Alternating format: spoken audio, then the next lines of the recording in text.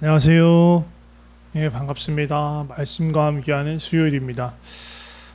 우리 보네포 목사님의 성도의 공동생활을 중심으로 나누는 시간을 갖고 있습니다. 지난주까지는 섬김에 대해서 나누었습니다. 세상과는 다른 특징이 섬김인 것 같아요. 하나님 나라의 특징이. 세상은 주도권을 잡고 높아지고 대접을 받고 싶지만 하나님 나라는 반대지요. 십자가 앞에서 자기 자신이 죄인 중에 괴수라는 것을 깊이 인식하기 때문에 다른 이들을 나보다 더 귀하게 더 낮게 여기면서 지체와 공동체를 기쁨으로 낮은 마음으로 섬기는 겁니다. 우리 지체를 향해서 귀를 기울여서 경청함으로 섬길 수 있고요.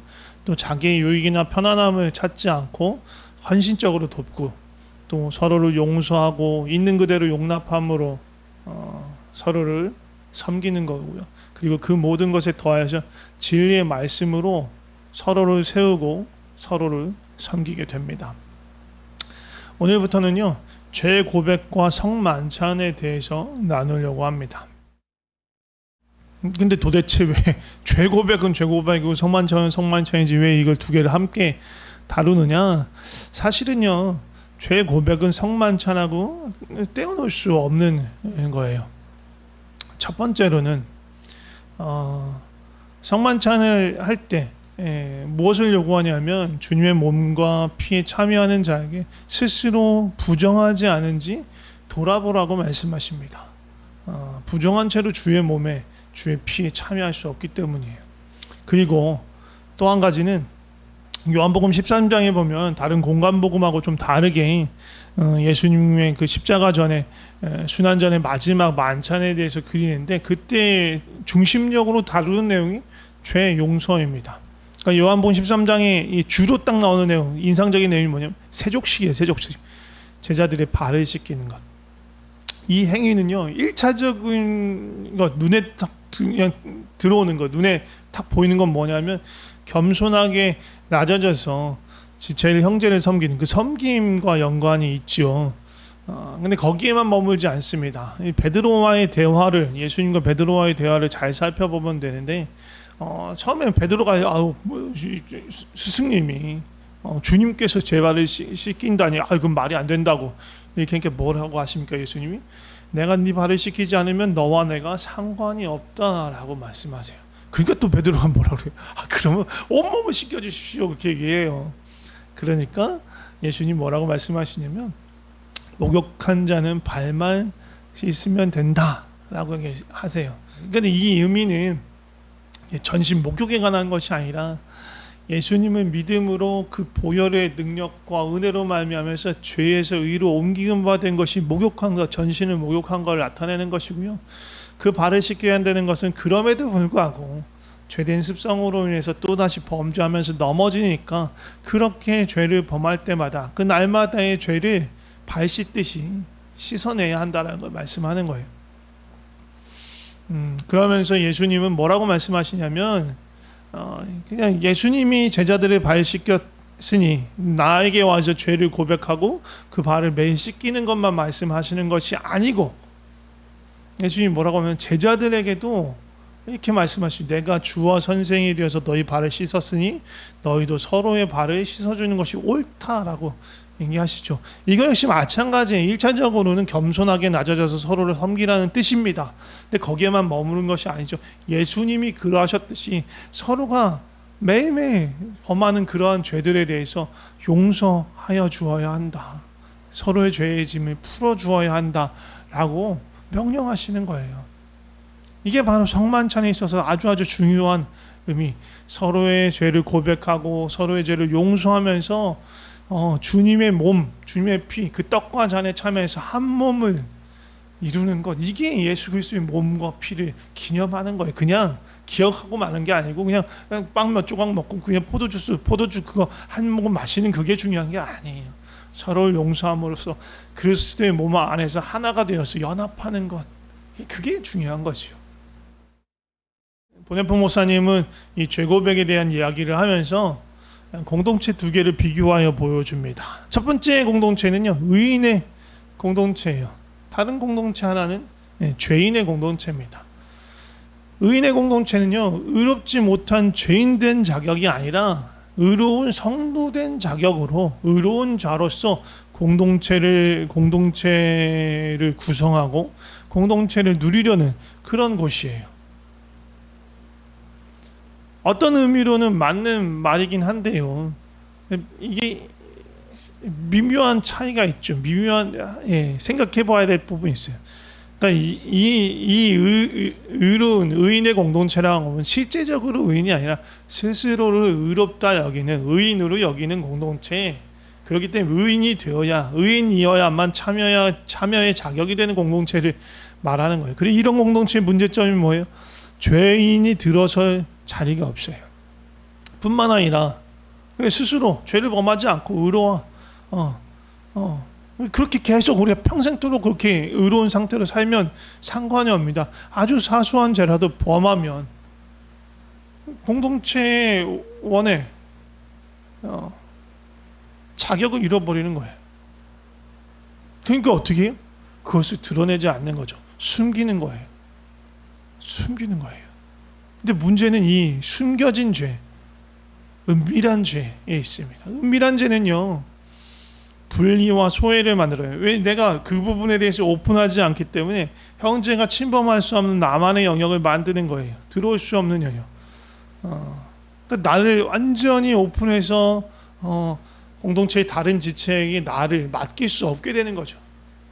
여기서 분리가 생겨요. 이렇게 분리되고 소외되면요, 무슨 문제가 생기냐면 더욱 죄에 깊이 빠져들 수 있어요. 죄에 대해서 면역력이 떨어지는 거예요. 그러면 죄에 더 깊이 들어가니까 더 소외와 분리가 일어나고, 이것이 반복적으로 꼬리에 꼬리를 무는 그런 악순환이 생기는 거예요. 죄는 분리시키고 분리되고 소외된 자는 더 깊이 죄에 빠져요. 결국 죄의 어둠 가운데, 죄의 감옥 가운데 완전히 갇혀버리는 그런 상태가 되는 거죠. 반면에 죄인의 공동체에 대해서 좀 얘기하자면요, 죄인의 공동체라고 해서 모여서 함께 작당해서 죄를 범하는 그런 공동체는 아닙니다. 죄인의 공동체는 뭐냐면 스스로 죄인됨을 인정하는 공동체예요.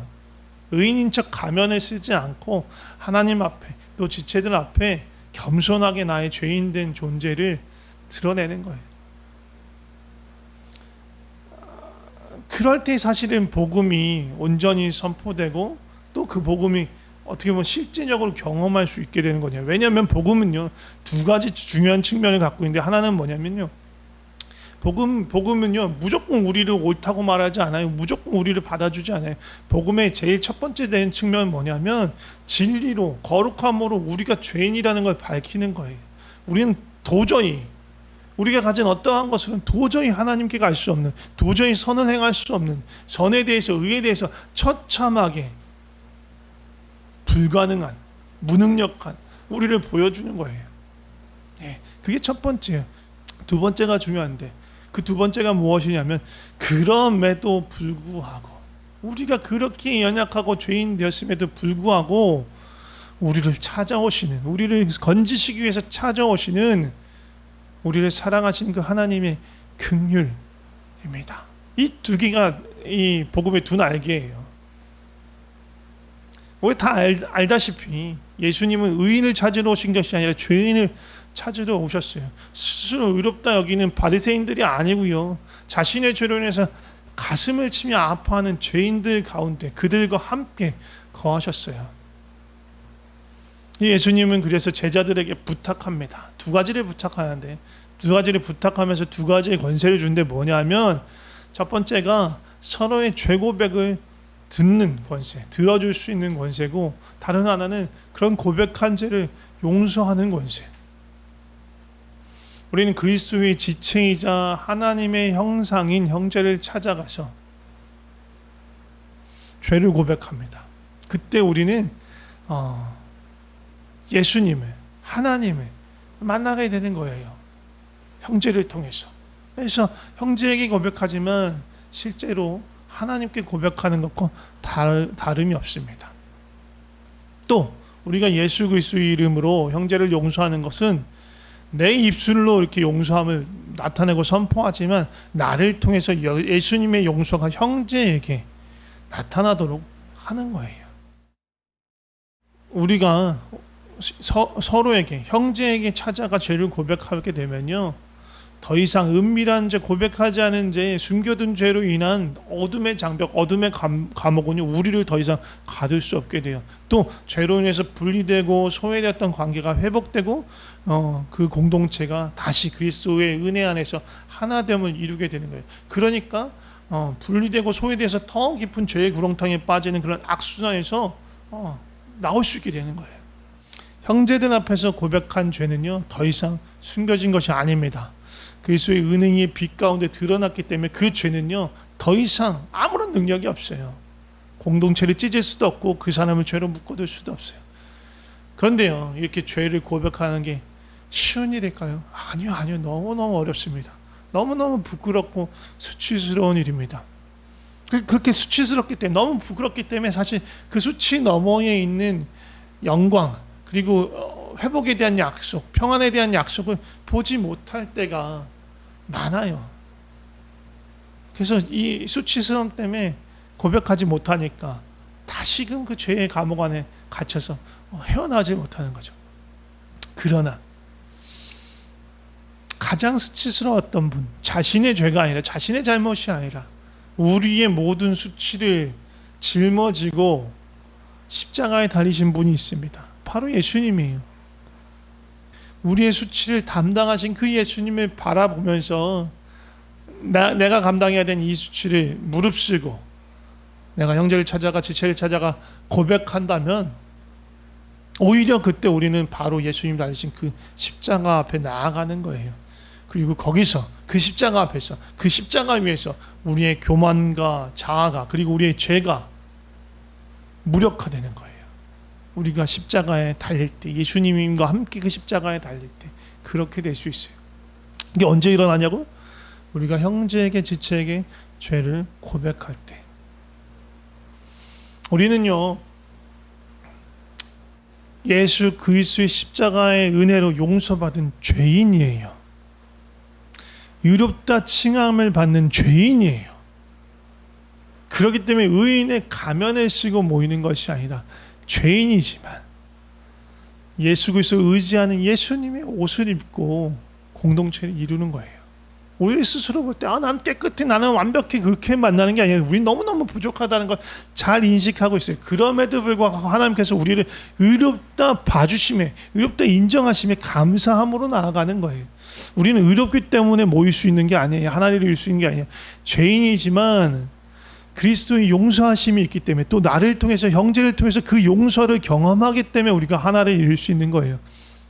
그래서 그 용서가 때로는 저와 여러분을 통해서 다른 형제에게 나타날 때도 있고, 때로는 다른 형제를 통해서 우리가 그 용서를 경험하게 될 때도 있는 거예요. 다시 말씀드리지만 고백하지 않은 숨겨진 죄, 은밀한 죄는 우리를 가둡니다. 죄의 영향권 아래 가두고 더 깊은 수렁으로 끌어내립니다.